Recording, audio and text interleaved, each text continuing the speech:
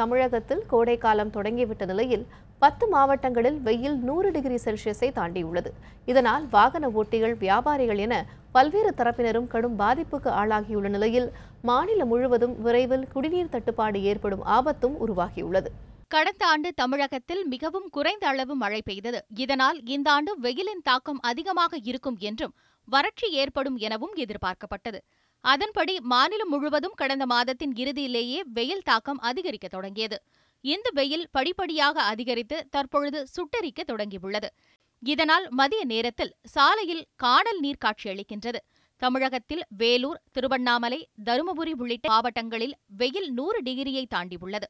திருவண்ணாமலையில் 103 டிகிரி செல்சியஸும், தருமபுரியில் 104 டிகிரி செல்சியஸும், மதுரை, கரூர், நாமக்கல் மாவட்டங்களில் 105 டிகிரி செல்சியஸ் வெப்பநிலை பதிவானதால் பொதுமக்களும் வியாபாரிகளும் கடும் அவதிக்கு உள்ளாகியுள்ளனர்.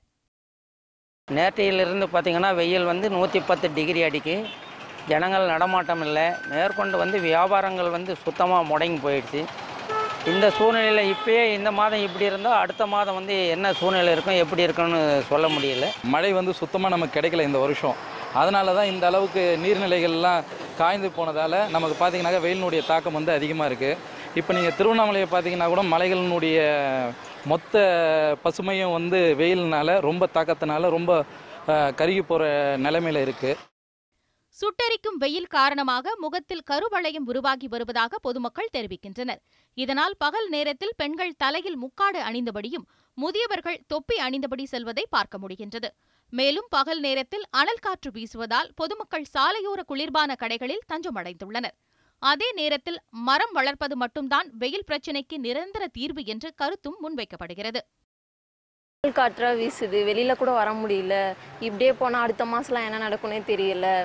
அதனால ஃப்ரெஷ் ட்ரிங்க்ஸு, அந்த மாதிரி ஜூஸ் அந்த மாதிரி குடிச்சு தான் நாங்களே இது பண்ணுறோம். இப்படியே போனால் என்ன நிலமான்னு தெரியல. அதனால முடிஞ்ச வரைக்கும் நிறைய மரம் வளங்க. காத்துக்கொள்வதற்கு பழங்களும் இளநீரும் அதிகப்படியாக சாப்பிட்ணும். இல்லைன்னா பலதரப்பட்ட வியாதிகள் வர்றதுக்கு வாய்ப்பு இருக்குது. கடந்த 2 தினங்களாக சுட்டெரிக்கும் வெயில் காரணமாக பல்வேறு மாவட்டங்களிலும் நிலத்தடி நீர் வேகமாக குறைந்து வருகிறது.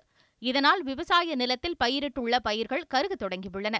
இது தவிர மிக விரைவில் கடுமையான குடிநீர் தட்டுப்பாட்டை எதிர்கொள்ள வேண்டிய ஆபத்தும் உருவாகியுள்ளது. செய்திப்பிரிவு, நியூஸ் 7 தமிழ்.